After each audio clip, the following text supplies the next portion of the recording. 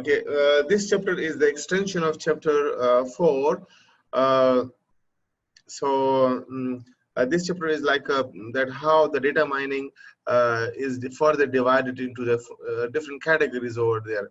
So when we analyze that, data mining is further categorized into the text mining and the web mining, because text mining is most popular nowadays because of the social media. And the social media, if you see, there are a lot of comments over there. So just like talking about this, those comments, because it's like unstructured data, it is not like in a proper database over there. It's like a haphazards over there. So how to deal with that kind of textual data as well. And furthermore, we have a web analytics over there. Web analytics is mm, that, for example, how many clicks are there, how many visitors are there, how many likes are there. So this is called web analytics over there. So you need to learn about that one as well. So this in this chapter 5 is like more focused on text and web analytics, which is the extension of the data mining, chapter number 4.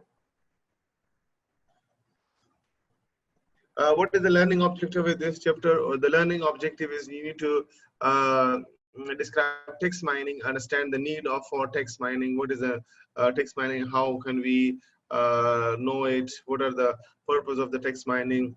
The difference between like text mining, web mining, and data mining. We will know about it.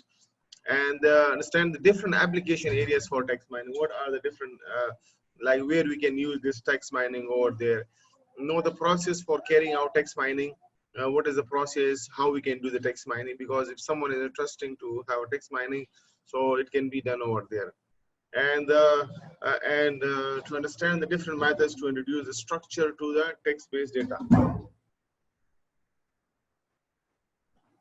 Yeah, so these are some learning objectives, and moreover, there will be some benefits of web mining, how we can take benefits and objective, and the branches of different web mining, like web content mining. How can we do the web content mining, and web structure mining, and the web usage mining over there, and understand the application of these three kind of mining paradigms.